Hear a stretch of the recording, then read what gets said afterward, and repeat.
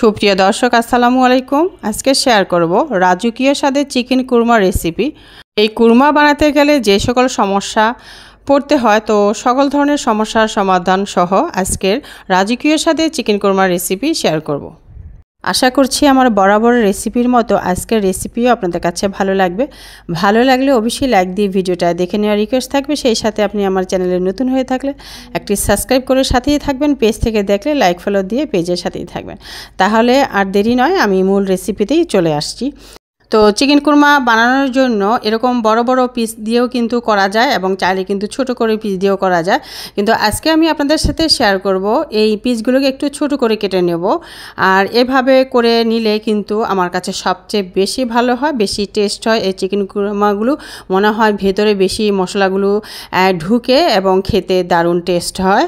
এবং এজন্য আমি কিন্তু একটু ছোট করে কেটে নিচ্ছি, ঠিক আছে। আর চাইলে আপনারা ওরকম বড় বড় পিসগুলোও রাখতে পারেন। তো এখন আমি যেটা করেছি, পিসগুলোকে একটু ছোটো করে কেটে ভালো করে পরিষ্কার করে ধুয়ে নিয়েছি। এখন আমি ম্যারিনেট করে নেব। আর ম্যারিনেট করার জন্য যে যে মশলাগুলো প্রয়োজন সেগুলো কিন্তু আমি এখন অ্যাড করব। আর এই ম্যারিনেটটা কিন্তু খুব মনোযোগ দিয়ে দেখতে হবে কী কী মশলাগুলো আমি অ্যাড করছি। এগুলো কিন্তু একটাও স্কিপ করা যাবে না। প্রথমেই আমি এখানে 1 চা চামচ লবণ দিয়েছি, 1 টেবিল চামচ আদা রসুন পেস্ট দিয়েছি, আর এখন দিয়ে দিচ্ছি এখানে লেবু রস। চাইলে লেবু রসের পরিবর্তে আপনারা কিন্তু টক দইটা ব্যবহার করতে পারেন। তবে চিকেন কুরমা বানানোর জন্য ম্যারিনেট করার সময় লেবু রসটা সবচেয়ে বেশি পারফেক্ট হয়। আর আমি এখন দিয়ে দিলাম কেওড়া জল, এই বোতলের মুখা দিয়ে 1 মুখা। আর দিয়ে এখন আমি ভালো করে হাত দিয়ে কিন্তু মেখে নিয়েছি। মেখে নিয়ে এখানে ঢেকে রাখবো 30 মিনিটের জন্য। তারপরে 30 মিনিট পরে ফিরে আসবো। এর মাঝখানে আমি যেটা করব, আমি চলে আসছি চুলায়, একটি হাঁড়ি বসিয়ে দিয়েছি। আর এখানে আমি 1.5 কাপ পরিমাণ কিন্তু সয়াবিন তেল ব্যবহার করেছি। আর সেই সাথে এখানে মেজারমেন্ট কাপের 2 কাপ পেঁয়াজ কুচি দিয়ে এখন আমি এই পেঁয়াজগুলোকে বেরেস্তা করে নেব। তবে হ্যাঁ, বেরেস্তা করার সময় অবশ্যই আপনি খেয়াল রাখবেন যাতে আপনার এই বেরেস্তাটা বেশি একটা কালচে কালার না হয়ে যায়। হয়ে গেলে যেটা হবে, আপনার কুরমাটা কিন্তু আসল টেস্টটা হারিয়ে যাবে, আসল টেস্টটা পাওয়া যাবে না এবং কালারটাও কিন্তু সুন্দর আসবে না। তো বেরেস্তা করে নিয়ে এখন আমি ফিরে আসলাম 30 মিনিট পরে। এই যে আমি এগুলোকে এখন ফ্রাই করে নেব। তবে হ্যাঁ, কুরমা করার ক্ষেত্রে কিন্তু চিকেনগুলো ফ্রাই না করলেও হবে। তবে যদি আপনি ফ্রাই করেন অবশ্যই হালকা করে এপিট ওপিট ফ্রাই করে উঠিয়ে নেবেন। খুব বেশি ফ্রাই করার কোনো দরকার নেই। তবে যদি আপনি চিকেন রেজালা তৈরি করেন সেক্ষেত্রে কিন্তু একটু ফ্রাই করে নিতেই হয়।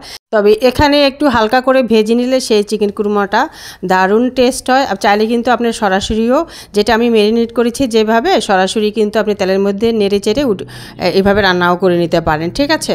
তো আমি হালকা করে ভেজে নিলাম, ভাজা কমপ্লিট হয়ে গেল। আর এখন আমি যেটা করেছি, ওই যে আগে থেকে পেঁয়াজ বেরেস্তা করেছিলাম সেটার অর্ধেকটা নিয়ে মেজারমেন্ট কাপের 1 কাপ দুধ দিয়ে কিন্তু আমি ব্লেন্ড করে নিয়েছি।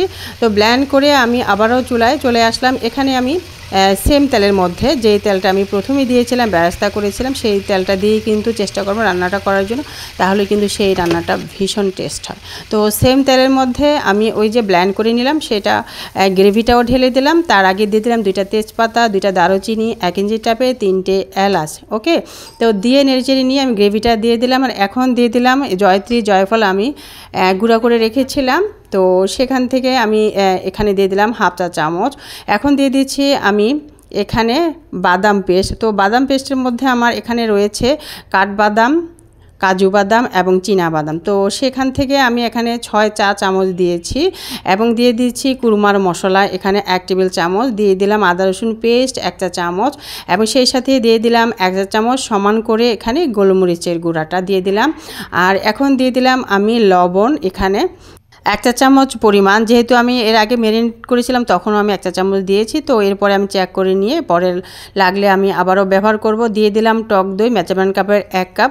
তো এই উপকরণগুলো এখন ভালো করে কিন্তু আমি কষিয়ে নিব তেলের মধ্যে। এখানে আমি আরেকটা টিপস আপনাদের সাথে শেয়ার করছি, সেটা হচ্ছে আমি যেহেতু আমার বাচ্চার জন্য ঘরোয়াভাবে রান্না করছি, সো এখানে আমি তেলটা কম দেওয়ারই চেষ্টা করছি। যদি আপনারা গেস্টের জন্য রান্না করেন বা কোনো ওকেশনে রান্না করেন অবশ্যই এখানে তেলটা আরও একটু বাড়িয়ে দিতে পারেন। সেক্ষেত্রে কিন্তু একদম ভাসা ভাসা একটু হালকা তেল থাকবে, দেখতে ভালো লাগবে। তো ভালো করে কিন্তু এখানে গ্রেভিটা কষিয়ে নিতে হবে। এই জিনিসটা একটু মাথায় রাখতে হবে, যত বেশি আপনি ভালো করে কষাবেন আপনার চিকেন কুরমাটা তত বেশি টেস্ট হবে। তো আমার কষানো কিন্তু একদম পারফেক্ট কমপ্লিট হয়ে গিয়েছে। এখন আমি ভেজে রাখা এখানে চিকেনগুলো দিয়ে দিচ্ছি, ঠিক আছে। তো দিয়ে এখন আমি এখানে ভালো করে কিন্তু নেড়ে নিতে হবে। স্প্যাচুলার সাহায্য নিয়ে চিকেনটা কিন্তু আমি ভালো করে নেড়ে নেব। আর নেড়ে নিয়ে এখানে আমি ব্যবহার করব আগে থেকে জাল দিয়ে দিয়ে রেখেছি গরুর দুধ। তো সেখান থেকে আমি মেজারমেন্ট কাপের 2 কাপ পরিমাণ গরুর দুধটা এখানে ব্যবহার করছি। আপনি চাইলে কিন্তু গুঁড়া দুধটাকেও মেল করে পানি দিয়ে গুলে মেল করে কিন্তু এখানে ব্যবহার করতে পারেন। তবে আমি এখানে আজকে গরুর দুধটা দিয়েই আমি রান্নাটা করছি। তো দুধ দিয়ে ভালো করে নেড়েচেড়ে নিয়ে এখন ঢেকে রাখবো, একদম সেদ্ধ না হওয়া পর্যন্ত কিন্তু ঢেকে রাখবো। তো ঢেকে রেখে খেয়াল রাখতে হবে যাতে নিচে পুড়ে না যায়, যেহেতু এটা আমার ফ্রাই প্যান না, ঠিক আছে। তো এখানে আরও একটা টিপস আপনাদের সাথে শেয়ার করব, একটু সাথেই থাকবেন, সাথে থাকলেই কিন্তু জানতে পারবেন। তো অলমোস্ট কিন্তু আমি ফিরে আসলাম এখানে প্রায় 6 থেকে 7 মিনিট পরে। ওকে, তো এর মাঝখানে কিন্তু আমি ঢাকনা উঠিয়ে নেড়ে দিয়েছিলাম আরও 2 থেকে 3 বার। ওকে, তো আপনারা যদি এরকম ফ্রাই প্যান ছাড়া আমার মতন এরকম হাঁড়ি দিয়ে বসান, অবশ্যই খেয়াল রাখবেন এবং নেড়ে চেড়ে দিবেন।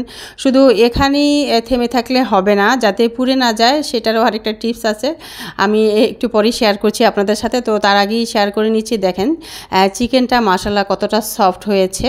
তো পারফেক্টভাবে কিন্তু সেদ্ধ হয়ে গিয়েছে আমার চিকেনটা, একদম কিন্তু রেডি। তো এখন আমি যেটা করব, আরও অর্ধেক কিন্তু পেঁয়াজ বেরেস্তা রেখে দিয়েছিলাম, সেটা এখন উপরে ছড়িয়ে দিচ্ছি। আর তারপরে এখানে আমি ব্যবহার করব কেওড়া জল। তো এখানে আমি আরও 1 মুখা কেওড়া জল দিয়ে দিলাম, বোতলের যে মগটা আছে সেটা দিয়ে আরও 1 মুখা দিয়ে দিলাম। তো দিয়ে এখানে আমি আরও একটা উপকরণ দিচ্ছি, সেটা হচ্ছে ঘি। তো ঘিটা কিন্তু আমি এখনও ব্যবহার করিনি, লাস্টের দিকে ব্যবহার করছি। তো এখানে আমি 2 চা চামচ পরিমাণ, এখানে প্রায় 3 চা চামচ হবে, হ্যাঁ, ঘিটা দিয়ে দিলাম। তো দিয়ে এখানে দিয়ে দিচ্ছি কাঁচামরিচ। তো আমার কাছে কাঁচামরিচ যেহেতু কম ছিল, এই জন্য আমি কম দিলাম। আপনারা প্রয়োজন অনুযায়ী, টেস্ট অনুযায়ী আরও বাড়িয়ে দিতে পারেন। তো দিয়ে আমি এখানে নেড়ে নিচ্ছি। বলেছিলাম না আরও একটা টিপস শেয়ার করব, এই যে আমি এখন হাঁড়িটা উঠিয়ে নিচ্ছি, দেখতেই পাচ্ছেন নিচে কিন্তু আমি একটা রুটি ছেঁকার যে তাওয়া থাকে না পুরনো, সেই তাওয়া দিয়ে নিয়েছি। এরকম যদি আপনি তাওয়া দিয়ে রাখেন তাহলে কিন্তু আপনার চিকেন বলেন, যে কোনো রান্নাই বলেন, পুড়ে যাবে না, ঠিক আছে। দিয়ে মিডিয়াম ফ্লেমে রেখে দিতে পারেন চুলার আঁচটা, সেক্ষেত্রে কিন্তু আপনার কোনো রান্নাই পুড়ে যাবে না। চাইলে আপনার এই টেকনিকটা আমার মতন ফলো করতে পারেন। তো আমি সব কিছু নেড়েচেড়ে নিয়ে এখানে আমি আরও 2-3 মিনিট রান্না করে নিয়ে এই যে সার্ভিসিং ডিশে কিন্তু সার্ভ করে নিলাম। আর সেই সাথে আরও অল্প কিছু কিন্তু আমি পেঁয়াজ বেরেস্তা রেখেছিলাম জাস্ট ডেকোরেশন করার জন্য ছড়িয়ে দিলাম। আর লাস্টে আরও ডেকোরেশন করার জন্য, সৌন্দর্য বাড়ানোর জন্য একটা বোম্বাই মরিচ ব্যবহার করলাম। মজার মজার রেসিপি পেতে এবং সুন্দর সুন্দর ব্লগ ভিডিও পেতে এই ভিডিওটি শেয়ার করে পেজে লাইক ফলো দিয়ে পেজের সাথে থাকতে পারেন।